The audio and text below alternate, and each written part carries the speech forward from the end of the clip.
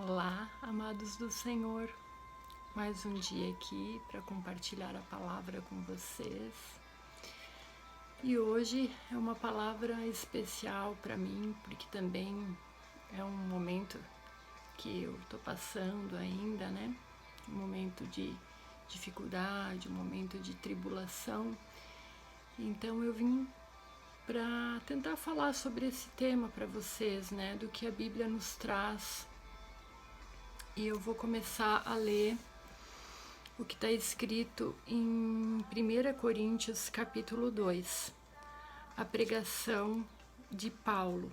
Paulo foi o maior missionário que já existiu, né? Que levou a palavra de Deus para todas as cidades, né?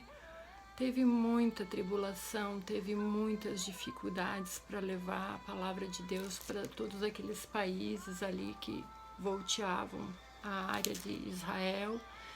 Foi até Roma, foi picado por uma cobra, sofreu naufrágio, apanhou, foi preso, teve acorrentado. Tudo isso ele fez por amor a Jesus. E nesses momentos ele passou dificuldades, deve ter passado muitas vezes angústia e tribulação. Tanto é que eu vou ler essa palavra aqui para vocês verem, né? Que não é só o ímpio que sofre angústia e tribulação, né? Como muitas vezes a gente escuta dos irmãos que se você está sofrendo de uma angústia, de uma depressão, é porque você está em pecado. Normalmente é falado assim para as pessoas, né? E realmente às vezes o cristão passa por isso, passa por angústias, passa por dificuldades. Às vezes precisamos de apoio médico, de terapia, né? E eu tô falando isso porque eu já senti na pele esse tipo de preconceito. E eu vejo que amados meus também sofrem às vezes com esse tipo de preconceito. E é por isso que eu falo que não é porque você é crente que você não vai ter sofrimento. Muito pelo contrário. Jesus falou que no mundo tereis aflições, né? Terei aflições, angústias, sofrimentos, mas tem de bom ânimo, eu venci o mundo. A pessoa, o cristão, ele sofre angústia, ele sofre depressão, sofre. Tem pessoas que têm maior tendência de sofrer isso, que têm mais sofrimentos dentro da alma e elas sofrem com isso, mesmo sendo cristãos. Mesmo sendo cristãos e amando a Jesus de todo o coração. A única diferença que tem o cristão do ímpio nesse ponto é que a gente sempre tem a esperança de olhar para a cruz de Jesus e saber que Ele nos salvou e que Ele nos dá a vida eterna e nos dá o Consolador também e que não nos deixa sós, né? Então essa é a diferença do cristão para o não cristão no momento da angústia e da tribulação. É que o cristão, ele sempre vai conseguir olhar para Jesus e ter esperança e ter fé, mesmo nas dificuldades. Como Jesus disse, eu venci o mundo. Então lá vai a palavra de hoje, tá? Essa primeira palavra foi o próprio Jesus que falou. Ele disse, no mundo tereis aflições. Ele não disse que no mundo tereis alegrias e festas e esse tipo de coisa o tempo todo, né? A Bíblia é bem clara sobre isso, a palavra de Deus, foi o próprio Jesus que falou isso. Então, no mundo tereis aflições, mas você, cristão que ama Jesus, tenha bom ânimo, tá? Porque ele disse que ele venceu o mundo e nós também podemos, com ele, nele, sempre. Amém? O caráter da pregação de Paulo. Então, 1 Coríntios 2, versículo 1. O caráter da pregação de Paulo.